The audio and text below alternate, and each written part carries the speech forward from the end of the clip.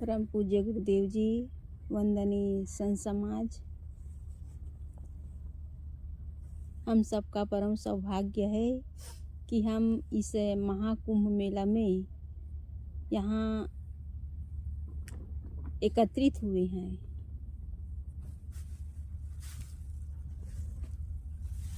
और इस कुंभ मेला में आने का उद्देश्य क्या है हमारा, हम क्यों आए हैं, इस पर विचार करना चाहिए कि मेला एक संत समागम है। और इस संत समागम में जितने भी संत गुरुजन आए हुए हैं वे हमारे जीवन को किस तरह हमें साधना पथ में आगे ले जाना है, इसके लिए हमेशा हमें निर्देश देते आए हैं। और वही सब हम सबको करना है।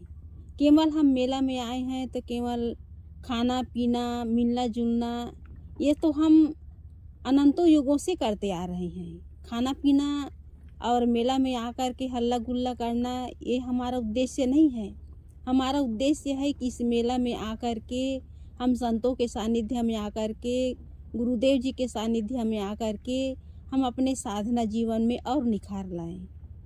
यहाँ इस महाकुंभ में कितने मत पंथ संप्रदाय के सब अपना अपना सब कैंप लगाए हुए हैं और सबका अलग अलग उद्देश्य है कि अपने अपने ढंग से सब कोई यज्ञ हवन कर रहे हैं, कोई पंचाग्नि ताप रहे हैं, तो कोई और किसी भी प्रकार के अपना सब साधना मार्ग में सब आगे बढ़ रहे हैं। लेकिन हमें ये सुंदर पारक सिद्धांत मिला हुआ है। इसमें ना कोई आडंबर है, ना कोई अंधविश्वास है, ना किसी भी प्रकार के पाखंड है। बिल्कुल साफ सुथरा रास्ता मिला हुआ है। सदगुरु कबीर साहब जी का ये जो सिद्धांत है, रास्ता है, बिल्कुल साफ सुथरा है। इसमें किसी भी प्रकार का आडंबर नहीं है। तो हम अपने मन को हम सुंदर बनाने के लिए, जीवन को सुंदर बनाने के लिए, हमें साधना मार्ग में आगे बढ़ने के लिए अपने जीवन को साधना है, अपने मन को साधना है। तो हमारा उद्देश्य है सेवा करना और सेवा निस्वार्थ होना चाहिए। और निस्वार्थ सेवा तभी होगी जब हमारे मन का अहंकार मिटेगा। आदमी उलझता क्यों है, एक दूसरे से टकराता क्यों है? अहंकार के कारण। इसी अहंकार के कारण कितने ऐसे लोग हैं जो दिन भर अपने मन से अशांत होते हैं। तो हम अपने जीवन को शांतिमय बनाने के लिए आए हुए हैं। लेकिन जब हमारे अंदर शांति नहीं है, जब हम स्वयं शांत नहीं हैं, तो हम किस उद्देश्य से साधना कर रहे हैं? असली चीज़ है शांतिपूर्ण जीवन जीना। और शांतिपूर्ण जीवन तभी जी सकते हैं जब हमारा जीवन उलझनों से रहित होगा। बात बात में उलझना, बात बात में वाद विवाद करना, बड़े छोटे क्या है इसकी मर्यादा को न जानना, ये हमारी कमी है। बड़े बैठे हुए हैं और हम ऊंची आवाज़ में बात कर रहे हैं। उस दिन गुरुदेव जी आए हुए थे, बैठे हुए थे स्टोर रूम में, और बाहर भोजन करते करते जोर जोर से बोलना। गुरु जी बैठे हैं तब तो हमें सावधान होना चाहिए, हमारे अंदर सावधानी होनी चाहिए कि गुरुदेव जी बैठे हैं तो शांत रहें, शांति का परिचय दें। ये हमारी साधना होनी चाहिए। बड़े लोग बैठे हैं फिर भी हमारे अंदर शांति नहीं है, ऊंची आवाज़ में बात कर रहे हैं, ये साधना का लक्षण नहीं है। साधना का लक्षण है कि बड़ों के सामने हम धीमी आवाज़ में बात करें। कोई खड़े हैं, किसी को बुलाना है तो 2 कदम हम आगे चल के उसे बुला करके ले आएं, या कुछ बताना है तो बता करके आ जाएं। हम इतने कमज़ोर, इतने हम असहाय तो नहीं है कि हम चल नहीं पाएंगे। चल करके दौड़ करके यदि हम काम करते हैं, किसी को हम आवाज़ दे रहे हैं तो धीमी आवाज़ में, या किसी को हम कह सकते हैं कि अमुक आदमी को बुला लो, तो काम हो सकता है। लेकिन हमारे अंदर जो साधना होनी चाहिए, हमारे अंदर जो भाव होना चाहिए, वो हमारे अंदर नहीं है। और यही कारण है कि हम अपने इस चंचल मन को हम रोक नहीं पा रहे हैं। ये हमारी ही कमी है। इसलिए इस मेले में हम आए हुए हैं, यहाँ महाकुंभ में गुरुदेव जी के सानिध्य में, तो हम कुछ सीख करके जाएं, कुछ समझ करके जाएं, कुछ अपने जीवन में परिवर्तन करके जाएं। तब मेला में आना, गुरुदेव जी के सानिध्य में आना ये सार्थक होगा। और वैसे आए हैं, खाए पिए, सेवा किए, जो भी बन पड़ा काम किए चले गए और हमारे जीवन में कुछ परिवर्तन ही नहीं आया, तो आने का कोई उद्देश्य ही नहीं होगा।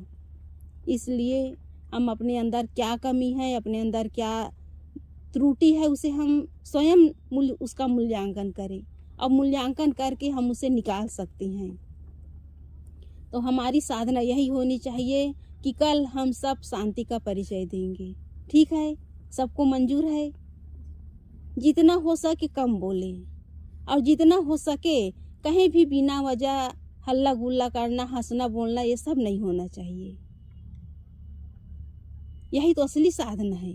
जब तक हम अपने आप को हम कंट्रोल नहीं करेंगे, अपनी वाणी में हम मिठास नहीं लाएंगे, बिना मतलब कि किसी से उलझना, कठोरता से बोलना, कटु बोलना, चिल्लाकर बोलना, ये साधिका का लक्षण नहीं है। साधक साधिका का लक्षण है प्रेम से बोलना, धीरे बोलना, मीठा बोलना।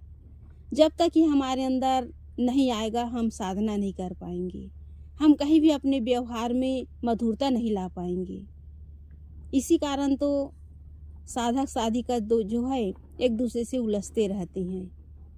तो इसलिए मुख्य बात है अपने मन को सुंदर बनाना, वाणी में मिठास लाना और एक दूसरे के प्रति सहयोग की भावना। कोई साथी यदि काम कर रहे हैं, अकेले हैं, तो दौड़ करके उसका सहयोग करना।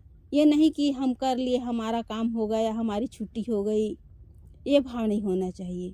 सेवा सहयोग का भाव होना चाहिए कि चलो वो चूल्हे के पास बैठे हैं, रोटी सेक रही हैं या सब्जी बना रहे हैं, तो हम भी थोड़ा सहयोग कर दें। कल आप बनाए तो कल मैं बना लूँ, ये सहयोग का भाव होना चाहिए। जब तक एक दूसरे के प्रति सेवा सहयोग की भावना नहीं होगी, एक दूसरे के प्रति सद्भावना नहीं होगी, तब तक हम आपस में प्रेम पूर्ण व्यवहार नहीं कर सकते। इस कमी को स्वयं अपने अंदर से निकालना होगा, तब व्यवहार बनेगा।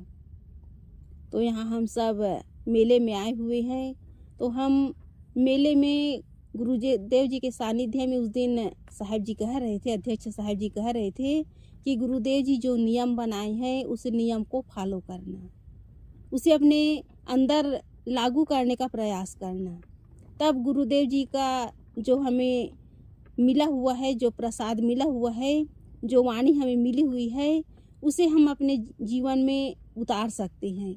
जब तक हम उस पर गौर नहीं करेंगे, उस पर हम चिंतन मनन नहीं करेंगे, केवल गुरुदेव जी का नाम ले रहे हैं कि गुरुदेव जी ये कहे हैं, वो कहे हैं, ऐसा नियम बनाए हैं, उस नियम पर हम स्वयं यदि नहीं चलेंगे तो केवल वो कहने की बात है, करने की बात नहीं है। केवल हम कह रहे हैं, उसे हम करके दिखाएं। और करके तभी दिखा सकते हैं जब हमारे अंदर दृढ़ता हो, हमारे अंदर तटस्थता हो। तो इस प्रकार गुरुदेव जी जो नियम बनाए उस नियम को हम सबको पालन करना है कि बिना वजह न किसी से मिलना जुलना है, बिना वजह न कहीं हंसी मजाक करना है। भंडार में काम करना हो तो शांति से काम करें, हल्ला गुल्ला न करें। बोलना तो पड़ेगा लेकिन धीमी आवाज़ में बोलें, उचित हो वहीं बोलें, जहाँ उचित न हो न बोलें। ज़्यादा हल्ला गुल्ला करना, ज़्यादा हंसी मजाक करना, ये साधक साधिका का लक्षण नहीं है। साधक साधिका का लक्षण यही है कि शांति से अपना जो सेवा का काम उसे करते चले जाएं। चिल्लाना, जोर जोर से बोलना ये उचित नहीं है। और दूसरी बात है कि जहाँ तक हो सके मोबाइल का इस्तेमाल बहुत कम करें, क्योंकि ज़्यादा टाइम हम मोबाइल में देते हैं। मोबाइल में भी पढ़ने लिखने के लिए इसमें भी सामग्री है, लेकिन उसका हम उपयोग नहीं करते। केवल यहाँ बात कर रहे हैं, वहाँ बात कर रहे हैं और बात करते करते समय बीत जाता है। समय यूं ही बीत रहा है, ये समय दोबारा लौटकर आने वाला नहीं है। इसलिए हम समय की कीमत को समझें।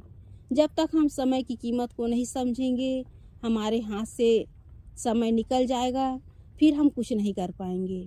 इसलिए ये अनमोल समय हमें सेवा के लिए, सत्संग के लिए, स्वाध्याय के लिए मिला हुआ है। जितना हम समय का सदुपयोग करेंगे उतना ही हमारा ही फायदा है।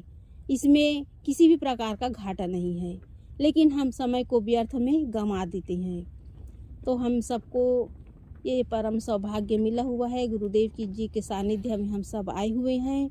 तो हम अपने जीवन को निखारने का काम करें। सेवा में, सत्संग में, स्वाध्याय में हम अपने मन को लगाएं। ज़्यादा घूमना फिरना, ज़्यादा इधर उधर मन को भटकाना, ये हमारी ही कमी है। इसमें हमारा ही नुकसान है, इसमें कोई फ़ायदा नहीं है।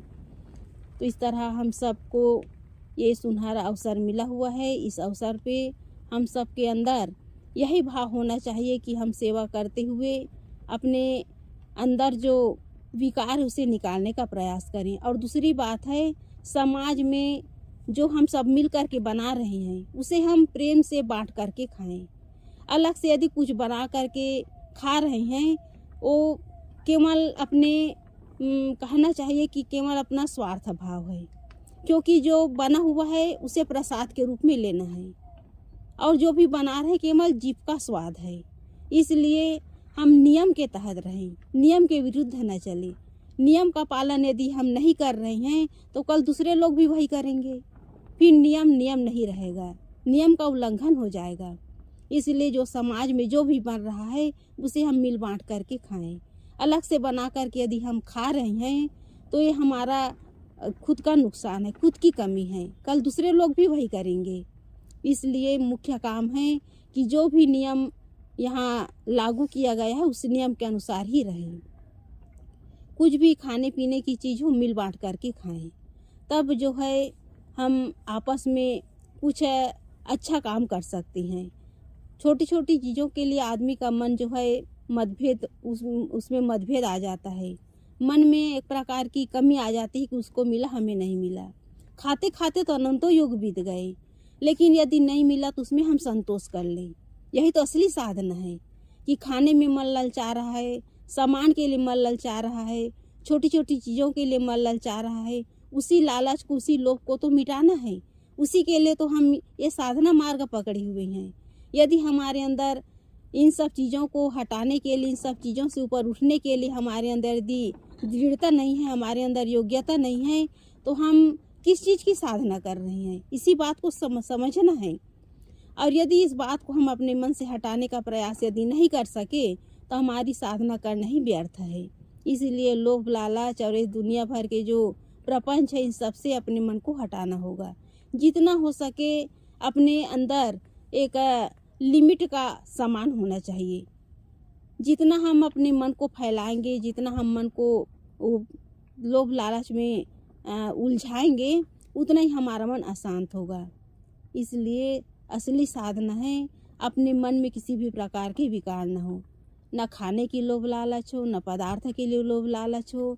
इन सब चीज़ों में जितना हम अपने मन को कंट्रोल करेंगे उतना ही हमारी साधना बनेगी और हमें अंदर से खुशी होगी। और जितना मन भटकेगा उतना ही पदार्थों के लिए मन भटकता चला जाएगा। तो इस प्रकार हम इस साधना स्थल पे आए हुए हैं गुरुदेव जी के सानिध्य में, तो हम कुछ सीख कर के जाएं, कुछ अपने अंदर परिवर्तन ला करके जाएं, तब यहाँ आना सार्थक होगा। और वही खाए पिए और वही हल्ला गुल्ला किए फिर उसी विकारी मन से हम अपने जो आश्रम है वहाँ जाएंगे, वहाँ कुछ अच्छा काम नहीं करके दिखाएंगे, तो अपने अंदर कुछ परिवर्तन ला करके नहीं जाएंगे, तो हम करके यहाँ आने का कोई मतलब ही नहीं होगा, कोई सार्थक ही नहीं होगा। इसलिए हम सबका यही उद्देश्य होना चाहिए कि हम यहाँ आए हैं तो कुछ अच्छा अपने अंदर परिवर्तन ला करके जाएं, लोगों से हम एक अच्छा आदर्श लेकर के जाएं, संत गुरुजनों से, तब हमारा मेला में आना सार्थक होगा। तो हम सबका यही उद्देश्य है कि हम सेवा करें, निस्वार्थ भाव से सेवा करें। मन में किसी भी प्रकार के विकार न हो कि हम कर रहे हैं वो नहीं कर रहे हैं, ये भाव नहीं होना चाहिए। हमें सेवा का अवसर मिला है, हम भरपूर सेवा करें। जितना सेवा करेंगे उतना अच्छा संस्कार बनेगा और वही संस्कार हमारे वर्तमान और भविष्य दोनों के लिए काम आएगा। इसलिए अच्छा संस्कार बनाना और उस संस्कार को और आगे पुष्ट करना, ये हमारी सच्ची साधना है। और यदि हमारे मन में औरों के प्रति वो कर रहे हैं हम नहीं कर रहे हैं ये भाव है, हम अपने संस्कार को बिगाड़ रहे हैं। इसलिए किसी के प्रति न राग हो, न किसी के प्रति द्वेष हो, केवल एक ही भाव हो कि हम इस साधना मार्ग में आए हैं तो हम सबके साथ प्रेमपूर्ण व्यवहार करें, सेवा सहयोग की भावना हो, ये भाव होना चाहिए। तब हमारा इस मेला स्थल में आना, सेवा करना, ये सार्थक होगा। तो गुरुदेव जी जो नियम बनाए हैं उस नियम को हमें पालन करना होगा, और उस नियम को यदि हम पालन करते हैं तो इसमें हमारा ही फायदा है। और इस नियम के अनुसार यदि हम चलते हैं तो समझ लो कि हमारा जो साधना का मार्ग है और परिपक्व होता चला जाएगा। तो मैं कह रही थी कि हम सबको सेवा निस्वार्थ भाव से करना है और सबके साथ प्रेमपूर्ण व्यवहार करना है। किसी की निंदा बुराई यदि करते हैं तो उसमें हमारा ही नुकसान है, हमारा ही संस्कार बिगड़ रहा है। सामने वाला गलत है कि नहीं, हम बुराई करके अपने अंदर और बुराई डाल रहे हैं। इसलिए मुख्य काम है कि हम निंदा चुगली बुराई से बच करके हम सुंदर जीवन जिए, अपने मन को सुंदर बनाए, वाणी को सुंदर बनाए, तब हमारा साधना करना सार्थक होगा। तो हम सेवा करें, स्वाध्याय करें, सत्संग करें। सत्संग के अभी सत्संग शुरू होगा तो सत्संग में भी हम समय दें। केवल मिलना जुलना खाना पीना इसी में हम समय बिता दिए तो हमारा काम नहीं हो पाएगा। हम अपने जीवन में जो करना चाहते हो हम नहीं कर पाएंगे। केवल व्यवहार में ही हम अपने पूरा समय बर्बाद कर रहे हैं। तो अभी सत्संग भी शुरू होगा, गुरुदेव जी भी आएंगे, तो सत्संग में भी हम समय निकालें, तब जो है हम अपना काम कर पाएंगे।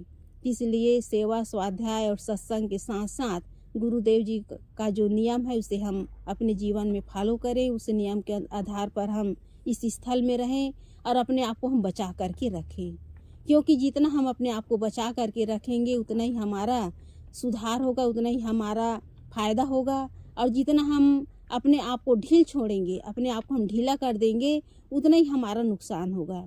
इसलिए जहाँ तक हो सके हम अपने मन को कंट्रोल करने का प्रयास करें। बिना वजह बोलना, बिना वजह किसी से मिलना जुलना, ये हमारे लिए फ़ायदेमंद नहीं है, ये हमारे लिए नुकसानदायक है। तो इसलिए हमारा मुख्य काम यही होना चाहिए कि हम समय को पहचाने, समय की कीमत को पहचाने और समय के साथ हम अपने इस अमूल्य जो समय मिला हुआ है उसमें हम निस्वार्थ भाव से सेवा करते हुए गुरुदेव जी जो नियम बताए हैं उस नियम का पालन करें, और नियम का पालन करते हुए हम अपने साधना मार्ग में आगे बढ़ें। तब हमारा जो साधना का जो काम है वो आगे बढ़ पाएगा, साधना में हम आगे बढ़ पाएंगे। नहीं तो केवल पीछे ही रहेंगे। कितने ऐसे लोग हैं इसी कारण तो पीछे हट जाते हैं। कितने ऐसे लोग हैं साधना करते करते घर चले जाते हैं। क्यों चले जाते हैं? क्योंकि उसे इसमें फ़ायदा नहीं लगता। जबकि गृहस्थ जीवन में देखो कितना उलझन है, एक दूसरे के प्रति कितना राग द्वेष पाले हुए हैं, और उसी को मिटाने के लिए हम यहाँ आए हुए हैं, और उसी को हम बढ़ाएंगे तो उसमें हमारा ही नुकसान है। तो हमारा उद्देश्य यही होना चाहिए कि हम अपने मन में जो विकार है उसे निकालने का प्रयास करें, अपने मन को सुंदर बनाएं, जीवन को सुंदर बनाएं, तब ये साधना का काम हो पाएगा। तो हमारा उद्देश्य क्या होना चाहिए कि हम सेवा करें निस्वार्थ भाव से। और जो बड़े गुरुजन हैं यदि बैठे हुए हैं तो सभ्यता से बोले, ऊंची आवाज़ में न बोले। जब तक इन सब बातों पर हम गौर नहीं करेंगे, विचार नहीं करेंगे, सावधानी नहीं रखेंगे, तब तक ये सब जो सावधानी की बात है उस पर हम चल नहीं पाएंगे। इसलिए हम मर्यादा में रहें और व्यवहार संतुलित करें, और खान पान जो बताए हुए हैं उसके अनुसार करें। और अलग से बना करके खाना खिलाना ये ठीक बात नहीं है। जो समाज में बढ़ रहा है उसे हम प्रसाद समझ करके ग्रहण करें, तब जो है हम आगे बढ़ पाएंगे और अपना जो सुधार है उसे हम कर पाएंगे।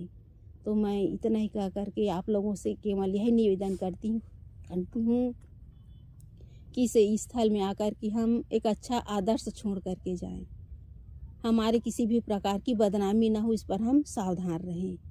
तब जो है हम आगे बढ़ पाएंगे और अपना जो उद्देश्य है उसमें हम खरा उतर पाएंगे। तो हमारा उद्देश्य क्या होना चाहिए कि सेवा करें निष्काम भाव से, और मिले जुले तो केवल लिमिट में मिलना जुलना होना चाहिए, उस पर भी ध्यान देना होगा।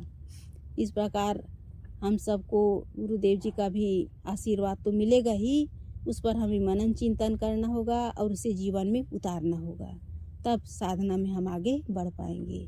बस इतना ही कहकर मैं अपनी वाणी को विराम देती हूँ। बोलिए सद्गुरुदेव की जय। बंदो सन्मुख